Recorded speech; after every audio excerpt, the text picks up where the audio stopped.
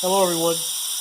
Today's video we're going to be repairing this leaking air pressure regulator on my vapor blast cabinet. It's been a soggy few weeks with lots of rain here in Texas. Today's the first opportunity I've had to come out to the shop and check up on things. It's a nice day, it's dry outside, thank goodness. But I walk in the shop and this is what I hear. So this thing is leaking like crazy. I'm going to show you guys how you can fix it if you run across this problem. First thing we got to do is shut off the air supply to it. And to do that, we're going to walk over to our compressor and just turn off the valve. Guys, if you like the videos I'm putting out, make sure to subscribe to the channel. Turn on your notification bells. That way you guys know of upcoming videos. Leave me comments. And if you like this video, leave me a thumbs up. Alright guys, let's get started. So let's head over to the compressor and shut off the air control valve.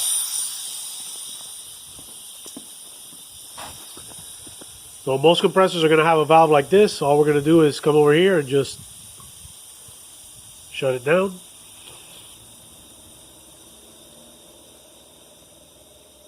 Alright.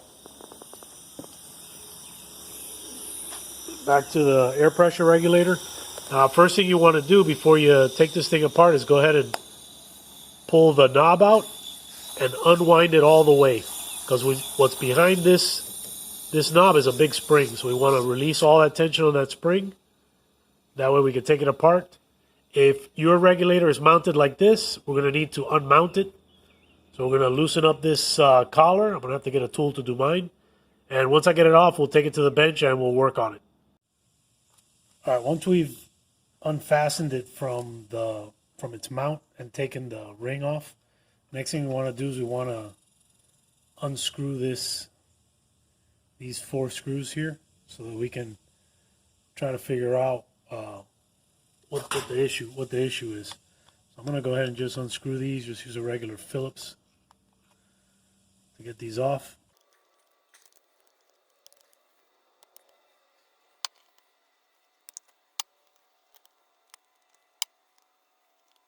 And then be careful when you pull this off to make sure that there's no pieces that get lost.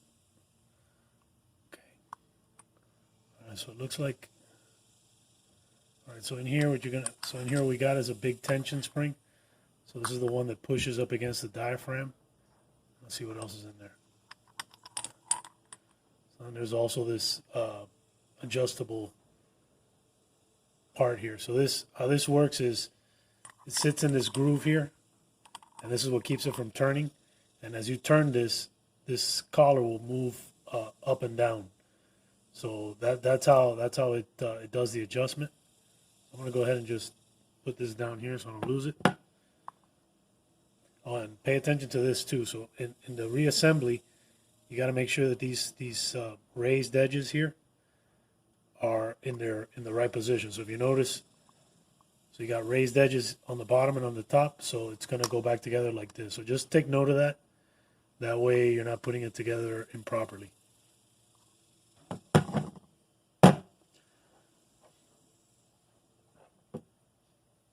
Okay, let's pull this thing off. Okay.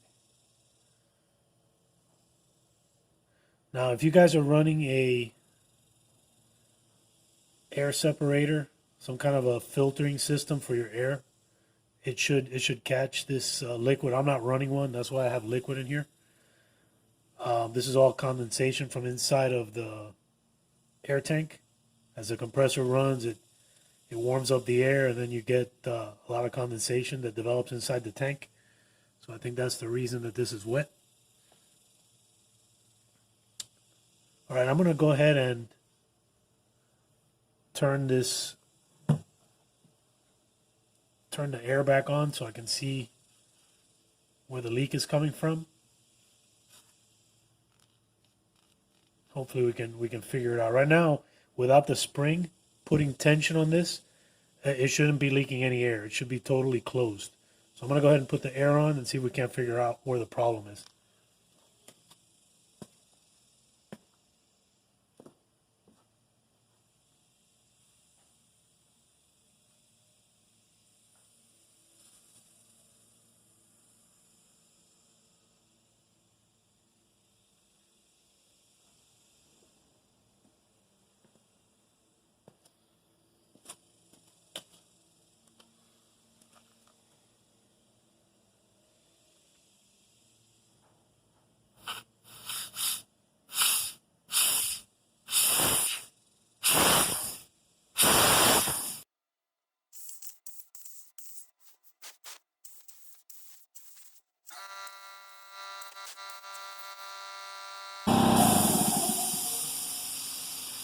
You guys hear that? So if I wiggle this, it's supposed to stop. But you can hear it. Hear it? It's not supposed to leak any air out of here.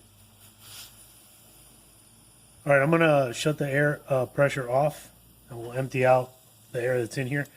And then this has another point of service, which is this back piece. So we'll take that off and see what we got back there.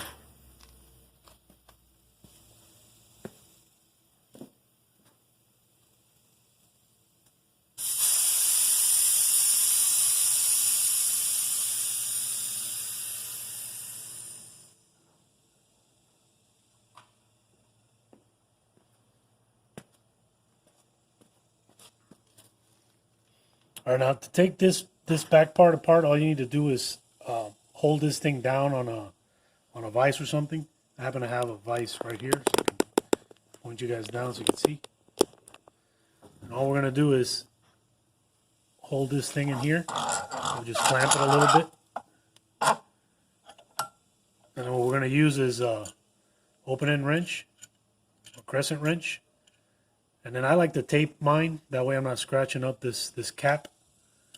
So we'll go ahead and use that. Oops, sorry guys.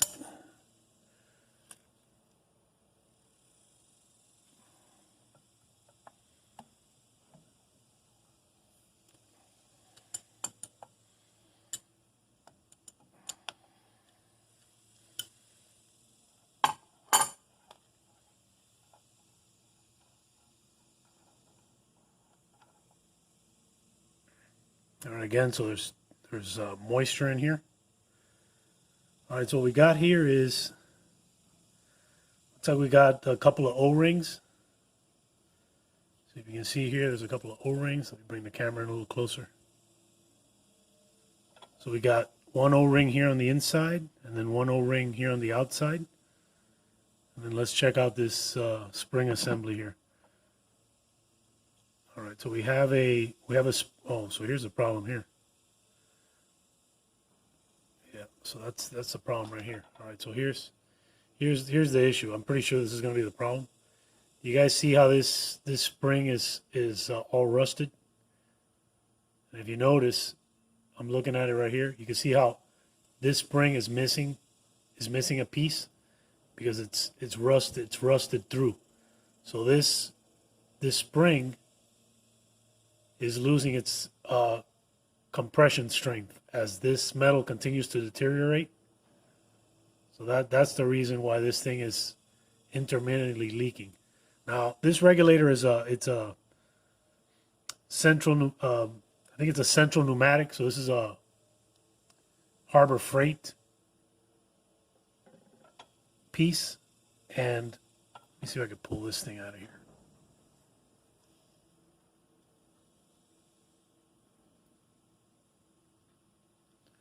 Okay, so what we got here is just a spring with a brass fitting and then the air needle.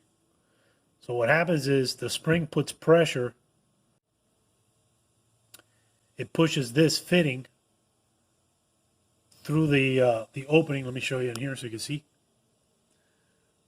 Right, so this thing pushes down in here. The pin goes on the inside, and then this seals up against this surface. But what's happening is, since the spring is losing its compression strength, it's not pushing this piece up against this surface with enough force. So it's popping. It's not closing all the way. It's not sealing properly. So what we're gonna do is see if we can find a comparable spring that is made hopefully out of a different material. From what I can see on this central pneumatic air regulator is it's very well built. Now the one thing that I think keeps it from being a great air regulator is the choice of material that they use for this spring on the inside. It looks like it rusts, and unless you guys are running some type of a filtering system to filter out any moisture from the air supply, you're going to be faced with this problem. I don't do any painting, and I really don't use air tools aside from the vapor blast cabinet, which doesn't need any lubrication or anything like that. So really, I don't need an air separator.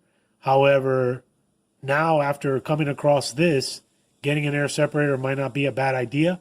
But in the meantime, I need to repair this. And I don't want to repair it by replacing it with another unit that comes with that same inferior spring on the inside. So I'm going to try to do an internet search and see if I can't find a supplier that offers a better spring. So I'm going to go ahead and order one. So I got I picked up this spring from Amazon, and it wasn't cheap. It was about 15 bucks, very expensive. The whole regulator, I think I paid about $22 for it, $22.99 or $21.99. Can't remember exactly. I do have all the pricing and the links of everything in my video where I talk about all the components to building my vapor blast cabinet. But I believe this thing was fairly inexpensive. Now, the regulator otherwise is awesome. The materials are really well made. It's kind of a cast alloy that they're using here. But the one thing that it had that was the point of failure is this spring. So now this spring is made of steel, and it's not a very good steel because it was prone to rust. So what happened here is it's lost some of its compression strength, and that was the cause of the problem. If you look at it carefully, you can see that it's even missing some pieces to it. So that's what was happening as this thing was being used and exposed to the water and rusting and corroding. Pieces of this coil were starting to flake off, and that's the reason why I lost some of its compression strength. But anyhow, here we have the new spring. So what I liked about this spring was that it's 3/16 stainless steel, and it has in addition to being 3/16 stainless steel, which is already non-corrosive, it has an additional coating on it to resist even more corrosion. So let's get this guy put in here. I don't know what the original compression strength was of this. Like I said, it was already weakened by the time I took it out, so any measurement would have not given me the proper values. But I'm going to go ahead and try this one and see if this one does it for me. I believe the compression strength on this one is about just under 13 pounds, like 12.6 or 12.8. Can't remember exactly, but I'll put all the details about it in the description along with the link. All right, guys, let's put this thing back together.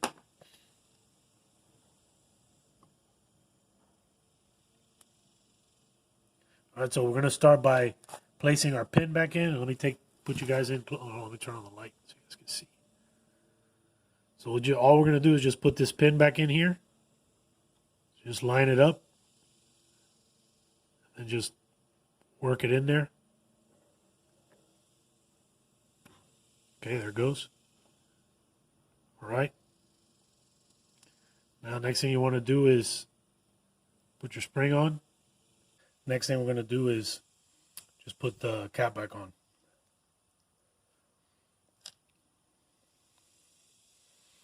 And it might be a good idea to give this O-ring here a little lubrication. I can see that the one on the inside is lubricated. So I'm going to go ahead and just put a little lubrication on this. That way I don't damage this O-ring when we tighten it down.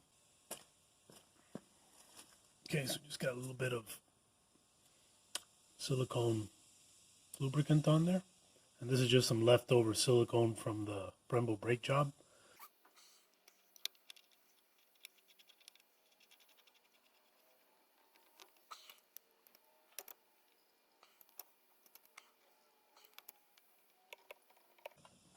Okay.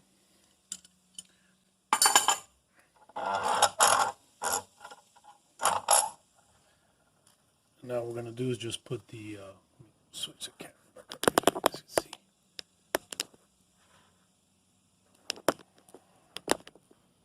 Okay, now all we need to do now is just put the thing back together. But before we do that, I'm going to go ahead and turn the air pressure back on so we can test this and make sure that it's not leaking.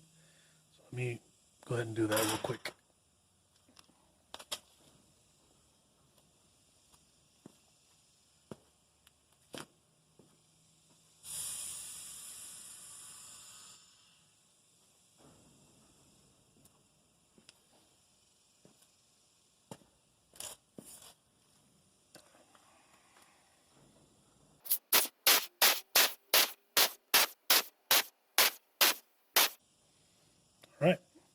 So I'm going to go ahead, let's assemble this thing, and then we'll test it over the next few days and make sure it doesn't leak. Right now it's not leaking, so that's good. It's a good sign. Hopefully that spring tension is sufficient. So to reassemble it, all we're going to do is we're going to start with this piece, and then we're going to need to drop this down inside of here. So if you can see it has see that square down there? So we're going to match up that square with this. So we're just going to drop it down in there. And it should, there it goes. Okay, so that's engaging with the cap. I can feel it turning. Then we're going to drop our spring inside. This thing doesn't matter. I don't think it matters which way it goes. So it just goes like that. And then we'll set this over to the side. The next thing that we want to do is install this diaphragm in there. I'm going to wipe this diaphragm down because it's all filled with moisture. I'm just going to wipe it down here real quick.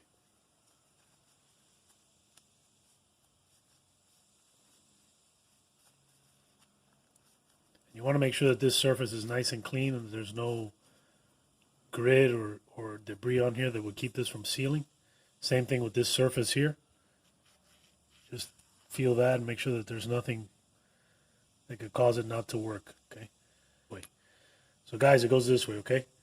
Spring. You see this metal cap here? So this metal cap is what goes up against the spring. So we're gonna install it this way.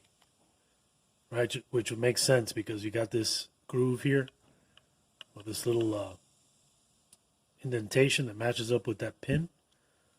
So that's going to go like this. And I'm just going to work this edge in. Hopefully it'll stay so that we can install the rest of it.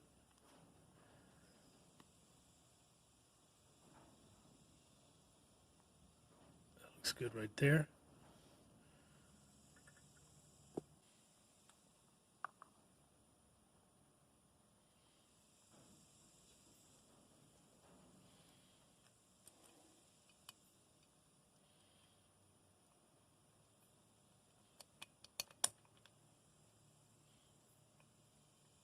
Once you get these screws started, it should go back fairly easy. There we go. All right, so I got one down. And you don't want to tighten it down all the way, just snug it up and not real tight. That way if you need to adjust it or move it around, you can do that. Let's get the bottom one on.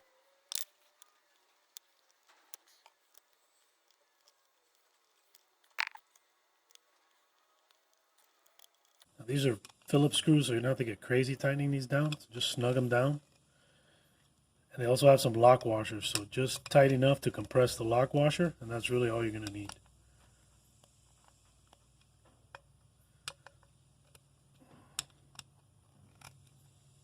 Okay, I think that'll do it right there. All right, now the next thing we want to do is we want to test it to see if it adjusts the pressure. So normally I blast at 50 psi, so let's crank this thing up to 50 psi. Yep, there it goes, it's moving.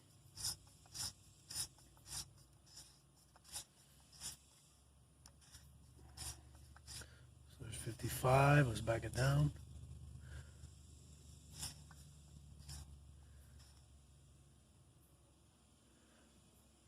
All right, that looks good. 50 psi right there. Lock it. All right, I think that's it. I think we're good to go, guys. Just I'm going to reassemble it, and then we'll give it a quick try. Make sure everything's working properly.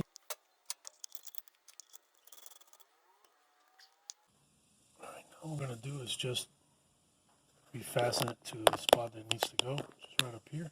You guys can see that. Yeah, there we go.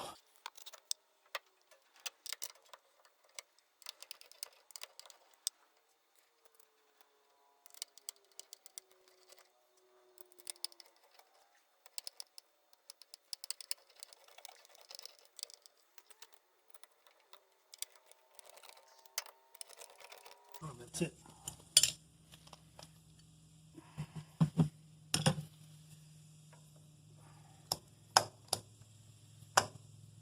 All right, let's give it a try.